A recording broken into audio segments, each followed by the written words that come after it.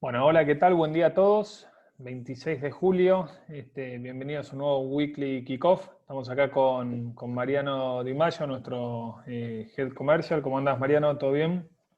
Hola Diego, ¿cómo andás? Buen día a todos. Bueno, gracias por sumarse en Bueno, una semana cargada de info. Así que comencemos si te parece. dale, mucha info. Sí, también acá un pequeño anuncio coloquial protocolar. Está en la sala Mateo Reschini, que es un analista muy prestigioso que se sumó al equipo de Research esta semana, así que también nos va a seguir aportando valor. Y una parte de la presentación también se la atribuimos a su copyright, así que cuando llegue un poco ahí la presentación del día de hoy, va a tener ahí abierto también el micrófono para que hagan consultas si es necesario. Así que vamos sin más preámbulos, déjenme compartirles la presentación que tengo para el día de hoy. Bueno, acá estamos. Bueno, cargadita la semana. Un poquito tenemos que hacer hincapié en todo lo que es la cuestión de la situación de la pandemia hoy en el mundo y la variable delta, es inevitable hablar de ello. Después hay dos datos centrales esta semana en los Estados Unidos, que tiene que ver en primer lugar con el PBI norteamericano, que se va a conocer justamente el día jueves, ¿sí?, del segundo trimestre del año. Y después también tenemos decisión de la Reserva Federal. Interesante esto. No porque esperemos algún cambio significativo en tasa de interés, sino también el forward looking, todo lo que tendremos hacia adelante, así que eso va a ser importante para la determinación de los mercados en líneas generales. Vamos a hablar un poquito de la lluvia de balances que vamos a tener esta semana, muy importante los balances corporativos en Wall Street. Algo de China me gustaría mencionar también y después pasamos a hacer un poquito más de hincapié en la parte de que hacemos con los dólares y pesos en la Argentina, digamos, ¿sí?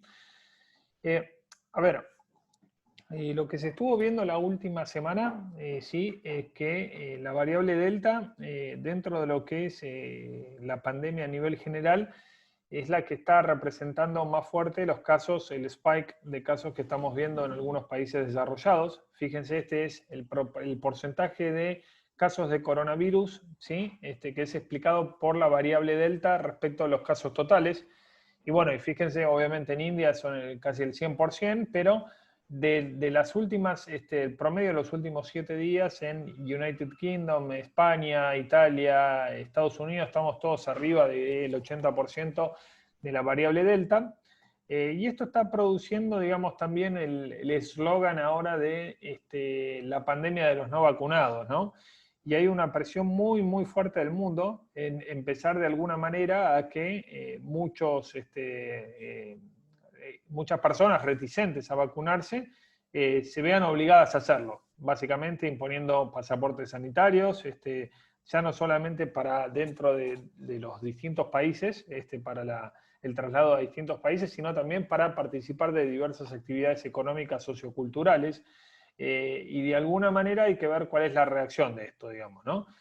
Porque todavía hay una parte muy importante de la población que desconfía de las vacunas o no quiere vacunarse o evidentemente no se sienten tan incómodos sin una vacunación y por ende, digamos, bueno, son el nuevo foco, si quiere, de ataque de los gobiernos para forzarlos a generar la tan ansiada inmunidad de rebaño. Pero lo que sí estamos viendo es que al menos una parte importante de los países europeos está aplicando nuevas restricciones, digamos, a la movilidad. Entonces hay que ver si efectivamente un verano que se esperaba muy fuerte y muy auspicioso en términos de actividad económica en esa región va digamos, a ralentizarse o enfrentar efectivamente alguna restricción importante por esta variable delta.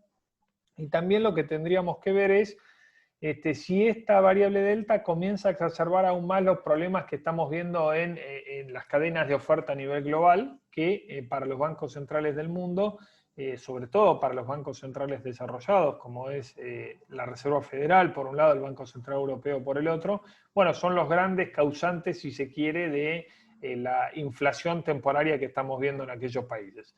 Lo que sí podemos estar viendo es que a pesar de que los datos de nuevos casos suben fuerte, digamos, en la Unión Europea, el promedio de los últimos 7 días es más de 80.000 casos diarios, ¿sí? Lo que no ha subido fuerte, por suerte, es el tema de, digamos, las muertes, digamos, y las hospitalizaciones. Entonces, hay como un tire y afloje entre las perspectivas de cuánto impacta esto sobre la actividad económica, cuántas restricciones son necesarias para contener el virus sin que se desborde, y en definitiva, cómo pega esto en los mercados, digamos, ¿no? Porque lo que se observó en las últimas 2 o 3 semanas fue de alguna u otra manera, primero, más volatilidad y nerviosismo, y segundo, digamos que el trade de la rotación estaba quedándose sin energía, sin fuerza.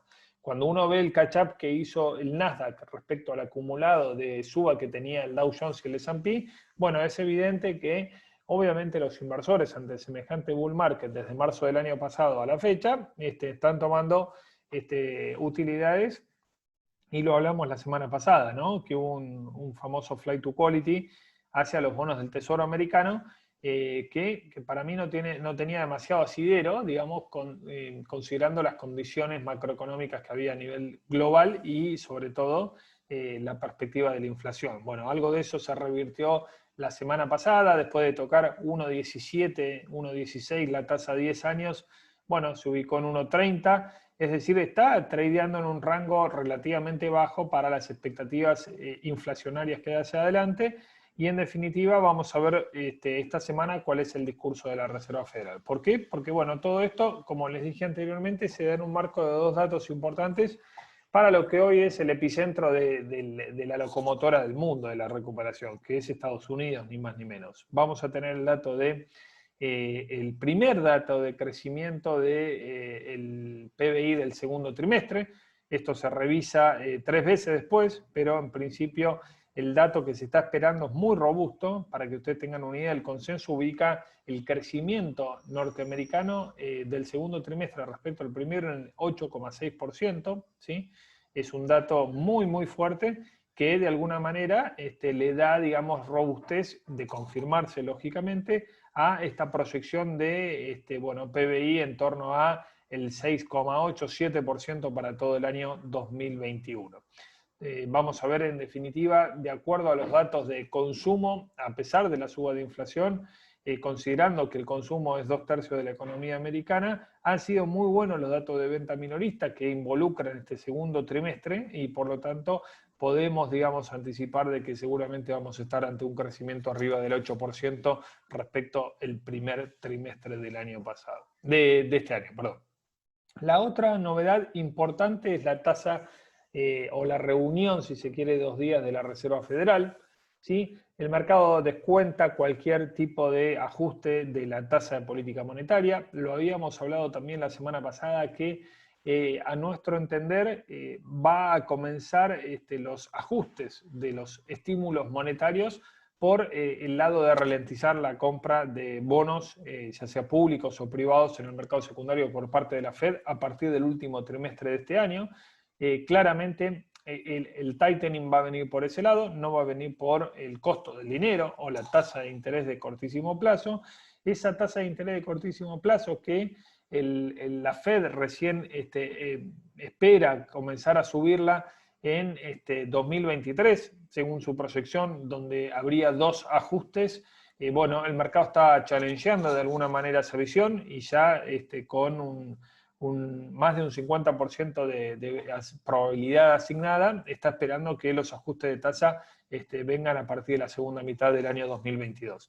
Lo cierto es que hay que ver la comunicación, cómo es, hay que ver efectivamente si la Reserva Federal va preparando el terreno esta semana en la discusión sobre el retiro de los estímulos y cómo va a hacerse. Quizás la zona de confort más fácil de la Reserva Federal es no dar ninguna señal en la reunión de esta semana y dejar todo para el último trimestre de este año, de manera tal de tener más evidencia respecto a la inflación, la evidencia que ya tenemos bastante, pero la Fed sigue insistiendo en la temporalidad de esta alza de precios, y lo que sí tendríamos que estar vigilando es algo importante que dijo el Fondo Monetario Internacional, que la comunicación de cómo va a ser la Reserva Federal va a ser clave para evitar un outflow significativo de capitales desde mercados emergentes a mercados desarrollados, porque eso podría de alguna manera, digamos, interrumpir el primer atisbo de recuperación de las economías emergentes que estamos viendo. Algo de eso vamos a hablar ahora cuando pasemos a la parte de Argentina y la aplicación de dólares, pero claramente, si ustedes recuerdan, venimos conversando de la divergencia que hay respecto a la recuperación económica global, a diferencia de otras crisis, digamos, ¿no? Cuando uno tiene en mente la crisis del 2008-2009, lo que se vio es una salida muy violenta de los emergentes de esa crisis. De hecho, fueron los que lideraron la salida de la crisis, y acá claramente, es todo lo contrario, digamos, ¿no? El mundo desarrollado con mayor provisión de vacunas, saliendo fuertemente, y los mercados emergentes quedando en situación de vulnerabilidad, ahora acelerando la vacunación, ¿sí? Pero situación de vulnerabilidad en términos de la macroeconomía en general, y por lo tanto una salida de capitales masivas podría ser desestabilizar bastante a la región y al sector de mercado de economías emergentes. En términos de los otros indicadores importantes que tenemos esta semana, este es el calendario económico. No hay demasiado, se lleva bastante todo Estados Unidos con, bueno, adicionalmente de la Reserva Federal, con parte de lo que es datos del housing. Hoy vamos a tener también las ventas de casas nuevas. Mañana vamos a tener el índice de precios Case-Shiller para ver cómo evoluciona la revalorización del real estate en ese país. Y algunos datitos importantes tienen que ver con la Unión Europea. El viernes vamos a tener el dato de la Core Inflation, el flash, que es un adelanto de lo que fue la inflación core en el mes de julio. Así que atentos ahí, porque bueno, podríamos ver algún tipo de mayor presión inflacionaria adicional. Como les dije, también tenemos muchísimos datos corporativos y muchísima información al respecto.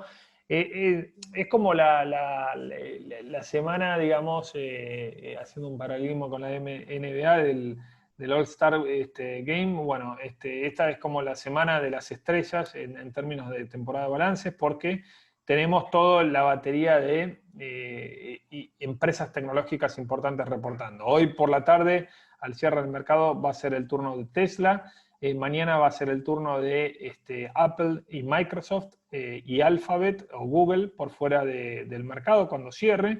Al mismo tiempo va a estar presentando Visa, Starbucks, por ejemplo, 3M y UPS. ¿Sí? El día miércoles vamos a tener a Facebook con PayPal también presentando al cierre del mercado. Y ante el mercado tenemos McDonald's, Spotify, Pfizer, Shopify, Boeing, ¿sí? Y para el jueves, digamos, el plato fuerte es Amazon al cierre del mercado, conjuntamente con, bueno, Pinterest, que había tomado bastante relevancia durante la pandemia, y antes del mercado Mastercard como uno de los termómetros más importantes de la recuperación del consumo a nivel global. Para el viernes, una batería de empresas relacionadas con la economía real fuerte, tradicional, como ExxonMobil, Caterpillar, Procter & Gamble, Chevron. Así que tenemos balances para todos los gustos, muy interesantes. Va a ser una semana de mucho movimiento, así que obviamente en la medida que tengamos información se las iremos compartiendo, y nuestro análisis para ver el posicionamiento de cartera sobre estos CDRs o papeles que tengan en el exterior. Antes de pasar al capítulo argentino, hagamos un breve, digamos, una breve síntesis de lo que está ocurriendo hoy en China, digamos, ¿no? Ya hace varias semanas atrás yo les había manifestado que mi visión sobre China había pasado de overweight a neutral, y esto básicamente tenía que ver con los últimos avances muy, muy agresivos que había hecho el gobierno chino sobre el sector privado en ese país, ¿sí? El caso más paradigmático había sido el de Jack Ma, con el fundador de Alibaba, ¿sí? Que hace un mes y medio atrás finalmente vino esa sanción ejemplificadora, digamos, si se quiere, por más de 2.000 millones de dólares, y pensamos que iba a haber cierta tregua, ¿sí?, al respecto. Tregua que no se dio, y ahora, digamos, Didi, que fue la salida del Uber chino a bolsa norteamericano, fue, digamos, lo que desató nuevamente un colapso de los ADR chinos, porque es como la punta del iceberg. Primero, Didi, digamos, salió a bolsa desatendiendo, digamos, o desoyendo las recomendaciones de los reguladores chinos de no hacerlo porque había, digamos, información errónea en sus statements. Claramente, la represalia vino muy rápido, 2 días después de su salida a bolsa. Las autoridades y los reguladores chinos prohibieron las descargas de Didi en ese país, y a partir de allí empezó un huracán y un vendaval para la acción. Fíjense, la acción cayó 20% solamente el día viernes y hoy estaba 12% abajo, pero esto arrastró al resto de los ADRs. ¿Por qué? Porque el día viernes salió también un informe donde China, los reguladores chinos y el gobierno chino pedirían a las empresas educativas ser, digamos, entidades sin fines de lucro. Y esas empresas educativas, digamos, algunas de ellas tienen listados sus ADRs a bolsa y cayeron algo así como 45% en promedio. Y de vuelta, esto arrastra a todos los ADRs, arrastra que sigue hoy el sell-off, al menos en la preapertura. Y también, digamos, influenciado por algunas rispideces que van incrementando la tensión entre Estados Unidos y China en cuanto a la relación bilateral, digamos, ¿sí? A ver, es una oportunidad esto, y la verdad es que estamos en tierra muy desconocida, porque sabemos que el flujo de información en China es muy, muy sombrío, muy oscuro, y que el gobierno puede avanzar en cualquier tipo de solución. Entonces, es una situación donde las valuaciones, exageradamente castigadas, claramente esconden ese miedo y esa indefinición, y claramente esa incertidumbre que hay respecto a lo que podría llegar a pasar con bueno, este mercado y estas acciones en particular. Así que esto también está pegándole muy fuerte a todo lo que es el ETF de mercados emergentes, porque el ETF de mercados emergentes tiene 50% aproximadamente de ponderación de China dentro de su cartera. Por lo tanto, a seguir de cerca esta situación, porque también puede ser un daño colateral para el resto de los mercados emergentes y para el capital de riesgo, ¿no? Entonces, bueno, esperemos que esto se tranquilice. De vuelta, si es una oportunidad o no, es altísimo el riesgo. Creo que en este momento esperaría que al menos haya un atisbo de estabilidad para ver qué queda atractivo dentro de este temblor, pero por el momento sería bastante cauto al respecto. Bueno, pasando a Argentina, Argentina en su loop de elecciones permanentes. Bueno, acá dividimos un poco la presentación en 2 cuestiones centrales. Una que tiene que ver en la aplicación en dólares, qué hacemos con los dólares que tenemos en la Argentina, y la otra en los pesos. Salió con uno de los asesores la semana pasada un interesante intercambio de, bueno, si la Reserva Federal tuviera que subir tasas aceleradamente o empezar a generar una restricción de los incentivos monetarios fuerte, ¿cómo le pegaría a los 2 fondos que tenemos disponibilizados en nuestra app, que son los de Galileo, que si bien son extremadamente atractivos justamente para aplicar los dólares MEP, sabemos que el gran posicionamiento allí viene de exponerse a todo lo que es mercados emergentes, principalmente la región latinoamericana. A ver, en este sentido, yo tengo la siguiente visión al respecto.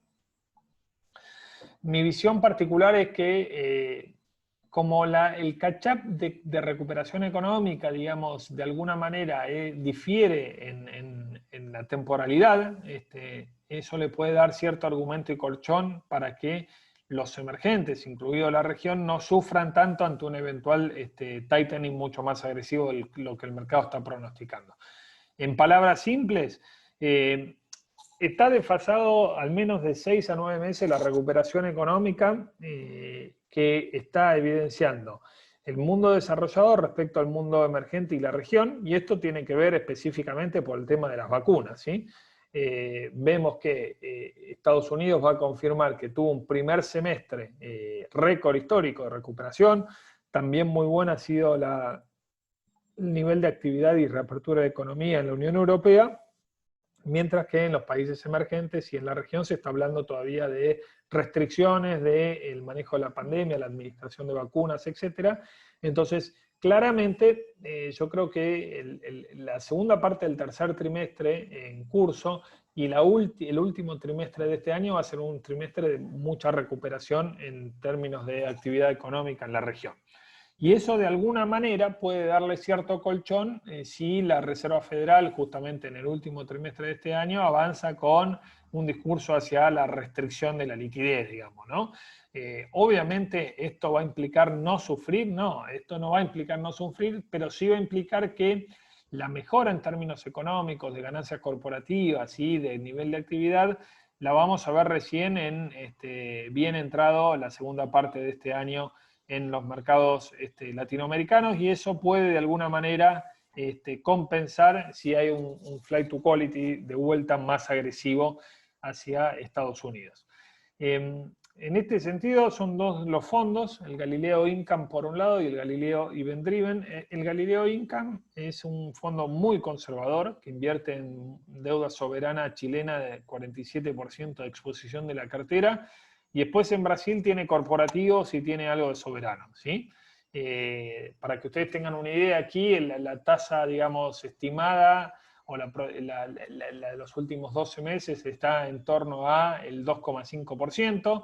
En junio tuvo un retorno del 0,26%, en lo que va del año 0,58%, y es más que nada una aplicación de los dólar MEP en renta fija grado de inversión. Que la de grado de inversión dentro de la región, bueno, sufre bastante menos que obviamente la más especulativa, la de high yield, digamos, ¿sí? Entonces, para los clientes que quieren tener, digamos, algún tipo de aplicación de dólar MEP, ¿sí? Para no dejarlos allí, bueno, me parece que aún bajo estas condiciones, creo que es una alternativa atractiva. Ahora, para clientes que quieren mucho más riesgo, está lo otro, que es el Event Driven. Fíjense que el Event Driven tiene en los últimos 12 meses rindió 18%. La performance es realmente interesante, pero obviamente acá ya dejamos de estar expuestos a lo que es netamente grado de inversión, digamos, ¿no? De hecho, fíjense que se amplía Brasil en el asset allocation, pero prácticamente Chile tiene una porción muy, muy pequeña, el 7% de la cartera, y también empiezan a jugar algunas alternativas mucho más especulativas, como es algunos bonos argentinos, casi el 12% de la cartera, México, Colombia, y bueno, y dentro de lo que es Brasil, ese 51%, buscar alfa, digamos, en lo que es no grado de inversión. Obviamente, este es un fondo más especulativo, ¿sí? Pero que tiene un track record muy bueno aún en momentos de presión sobre emergentes. Así que claramente, digamos,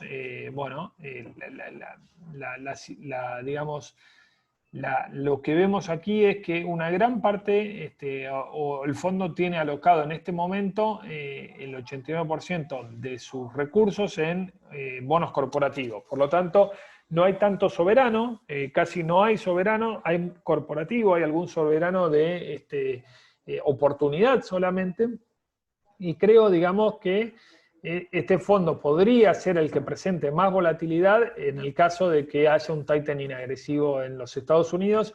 Yo no veo un tightening agresivo este año en Estados Unidos, sí lo que veo alguna señal en el último trimestre y esa señal, digamos, podría generar algún efecto anticipatorio en los mercados.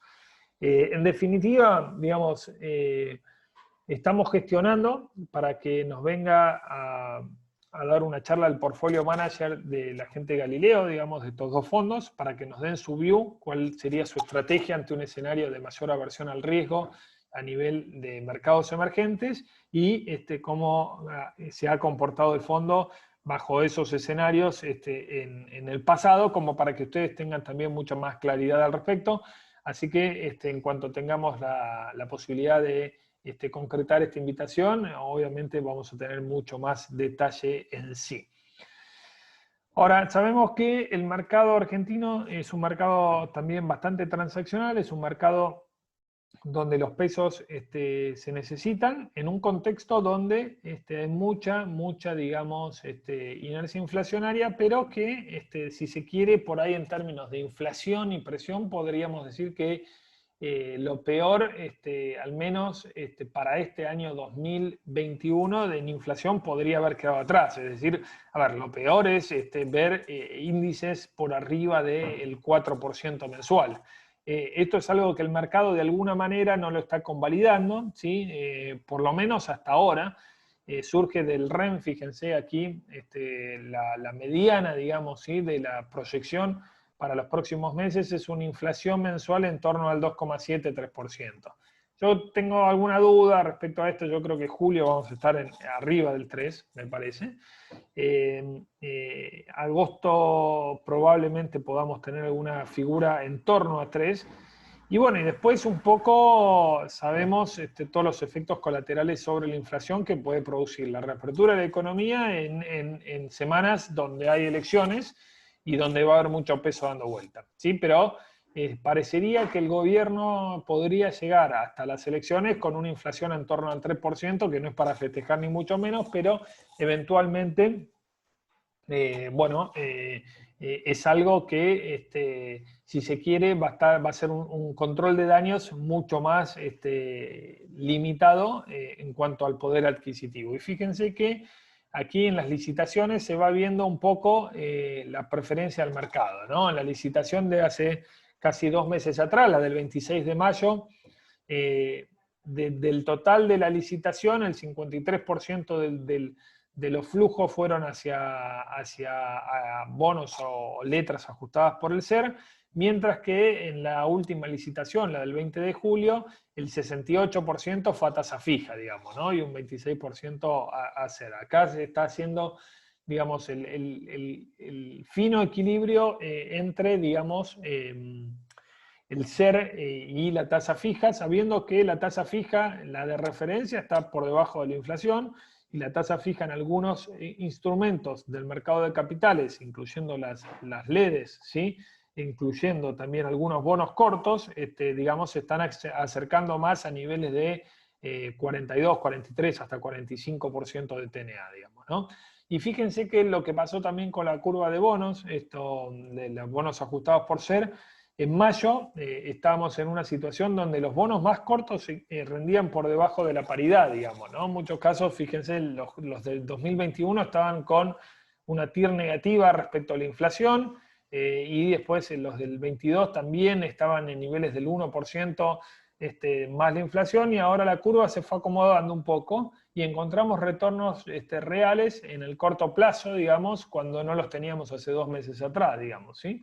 Fíjense que un TC23 o un TX23 está en niveles del 2,5 hasta 4% de tasa. Entonces, el mercado está priceando justamente eso, ¿no? Que lo peor para la inflación, al menos de este año, se dejó atrás y está buscando alternativas en tasa fija. Y esas alternativas en tasa fija, bueno, las está buscando de alguna manera en las licitaciones primarias de las LEDs, ¿sí? Fíjense que hay un buen volumen operado, ¿sí? De LEDs en lo que es las LEDs más cortas, también acá por el efecto de que están siendo utilizadas para hacer el contado con liqui o el dólar MEP, digamos, a partir de las últimas restricciones que hay, ¿sí? Pero encontramos de alguna u otra manera, digamos, tasas de TNA de aquí a noviembre que pueden acercarse a hasta el 41, 42% de tasa de inflación, de tasa de rendimiento, y esto, digamos, de alguna manera compite contra por ahí los money markets que están de alguna manera teniendo un underperformance contra esta parte de la curva. Creemos, digamos, que de alguna manera en las licitaciones de aquí a fin de agosto, a fin de septiembre, octubre incluso, se pueden tener algunas tasas atractivas. Después todo lo que es el rollover va a ser una incógnita, ¿sí? Porque va a depender mucho de lo que es justamente el outcome que vengan de las elecciones. Pero, bueno, cualquier licitación de las cuales ustedes quieran participar, esta semana tenemos licitación para el miércoles 28 con liquidación el viernes 30, la pueden canalizar a través de soporte, y de vuelta, para las letras cortas y las alternativas del cash management, salvo que haya una escalada fuerte del dólar, bueno, vamos a ver cómo sigue ahí esa pelea, pero para lo que es la aplicación de dólares, parecería ser, de pesos, parecería ser algo donde podemos encontrar un alfa positivo, al menos en las que tienen duration hasta octubre, noviembre. Una alternativa adicional para colocar pesos es el TO21, el Bonte 2021, que está rindiendo 45, es un bono corto, es un bono que, digamos, tiene vencimiento en octubre, ¿sí? Después hay que ver qué ocurre con el efecto del rollover, pero evidentemente ahí también para alocar pesos puede ser alguna alternativa, de vuelta para clientes que necesitan la transaccionalidad de los pesos, digamos, ¿no? Y no pueden dolarizar completamente su cartera. Entonces estamos buscando ahí algunas soluciones al respecto.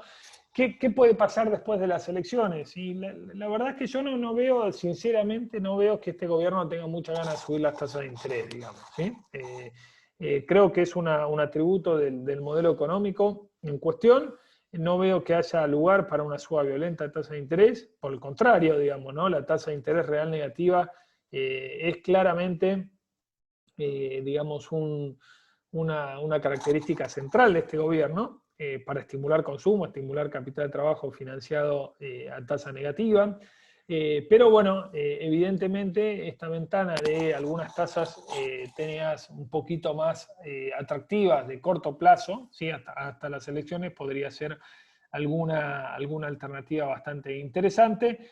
Y después hay dos bonos o dos alternativas que son exóticas, pero que las vamos a dejar un poquito para discutir después cualquier cosa si quieren más adelante, porque por el momento creo que hemos cubierto con bastante amplitud todo lo que es justamente el mercado de pesos de corto y el mercado de dólares para la Argentina. Así que son las 10:05, vamos a finalizar acá la presentación y ahora abrimos como siempre todo lo que es preguntas y respuestas.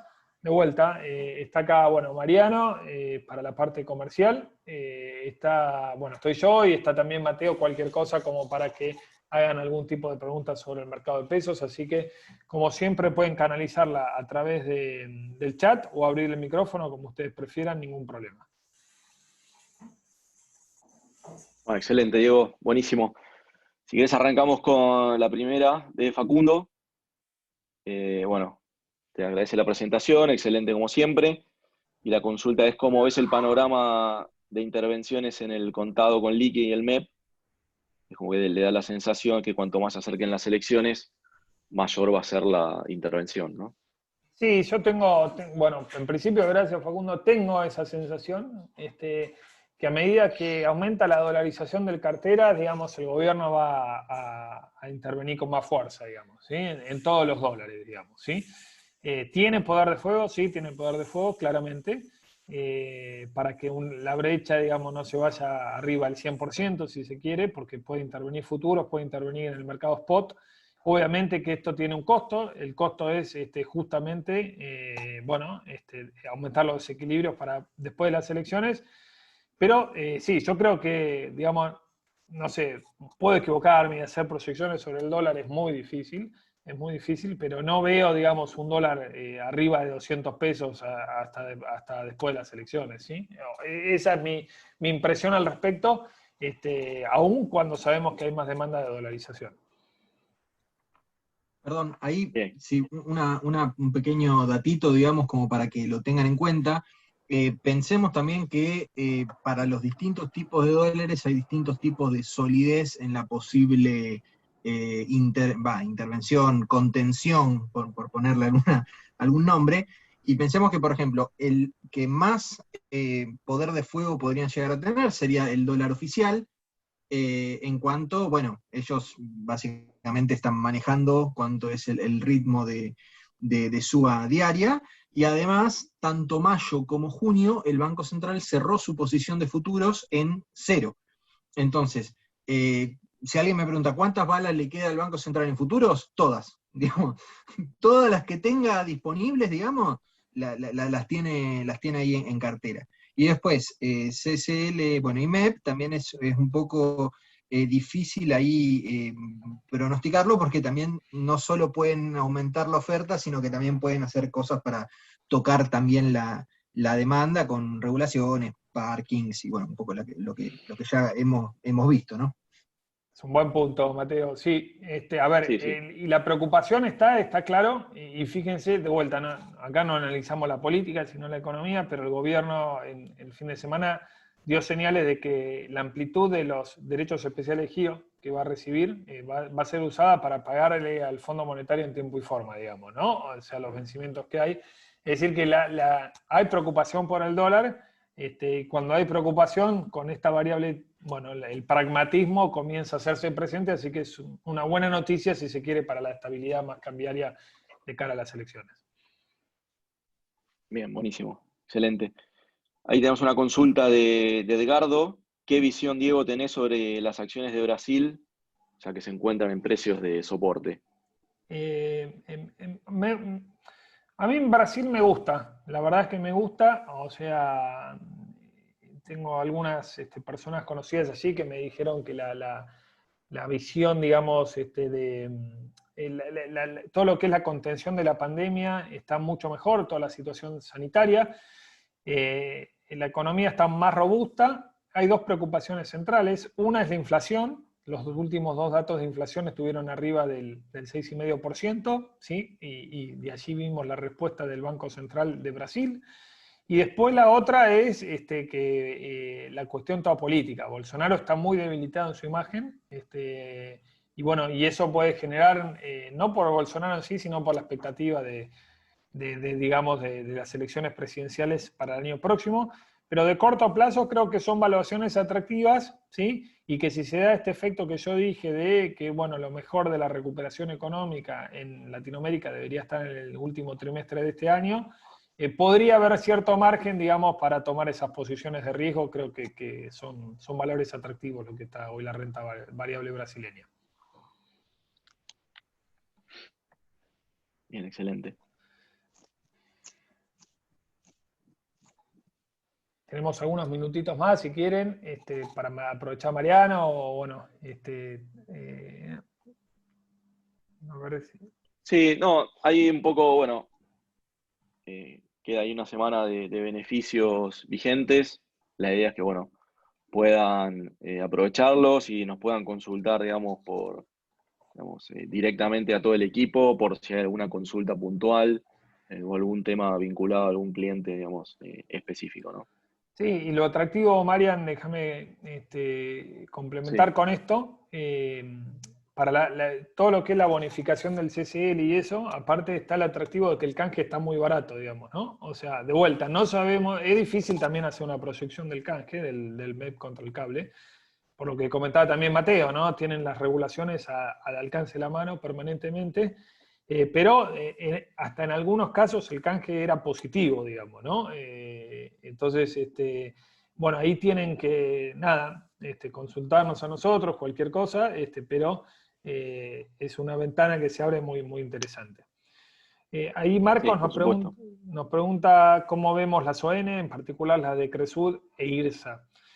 el mercado de ON estuvo comprimiendo bastante spreads, digamos, ¿sí? De vuelta, yo con una visión de, Marcos, con una visión de mediano plazo y de comprar hasta el vencimiento, ¿sí? De holdear hasta el vencimiento, podría ser alguna alternativa. Las ONs tienen en líneas generales no tanta liquidez, y si hay algún estrés financiero, bueno, va a tener un poco más de problema, y aparte está todo lo que es el tema de cambio de regla de juego permanente, pero obviamente que en empresas sólidas donde por ahí tienen caja en dólares, donde también tienen acceso a financiamiento internacional, sí, a pesar de las dificultades de la Argentina, esas son las empresas que yo me posicionaría o consideraría para todo lo que es inversiones en obligaciones negociables para clientes, ¿sí? En ese sentido, creo que, digamos, ahí puede todavía haber lugar para mayor compresión de spreads.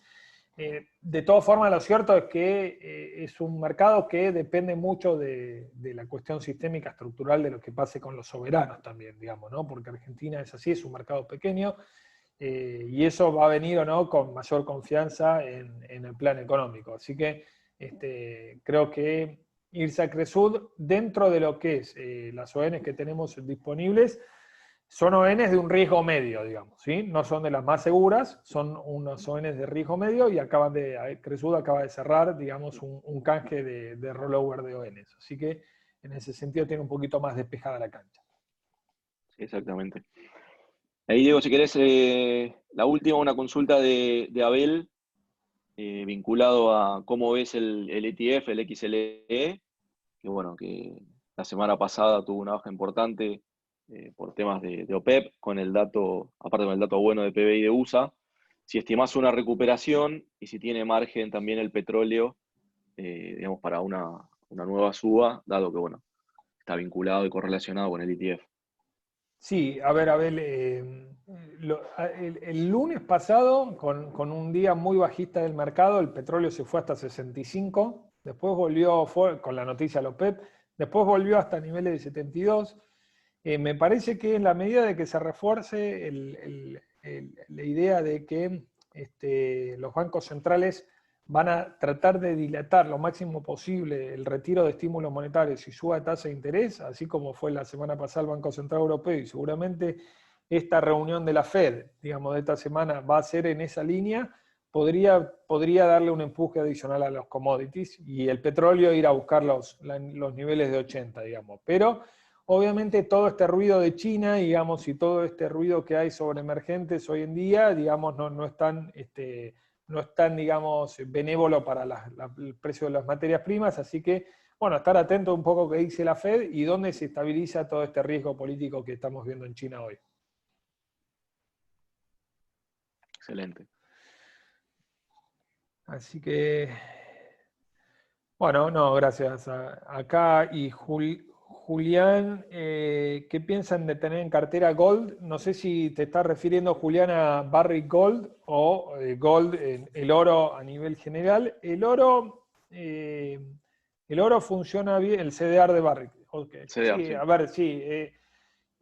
Todo el mundo minero está recontra ofrecido hoy, ¿sí? Porque hay dos cosas. Primero estuvo todo el movimiento de mayor toma de riesgo por parte de los inversores, depreciando todo el sector, digamos, ¿sí? Haciendo esa rotación. Y después por el miedo de suba de tasas de interés.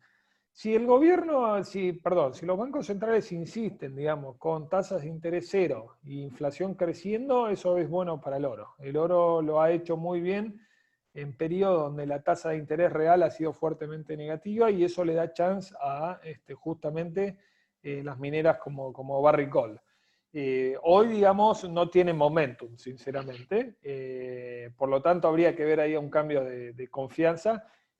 Si tenés posición en las carteras de los clientes, no aumentaría en este momento, y sí vería si arranca en definitiva la onza de oro arriba de los 1850 para impulsar todo lo que es el arco de las acciones mineras. Bueno, siendo las 10:16, Mariano, no sé si te parece, sigamos hasta acá. Cualquier otra consulta adicional, ¿sí? Que tengan, obviamente nos la canalizan por los canales que corresponden, que ustedes conocen. Y bueno, estamos grabando esto, apenas la tengamos se las haremos llegar para que la puedan utilizar para sus clientes. Excelente semana para todos, ¿sí? Y cualquier cosa a disposición como siempre. Exactamente. Buena semana y seguimos en contacto por los canales habituales. Adiós, chau, chau. Adiós.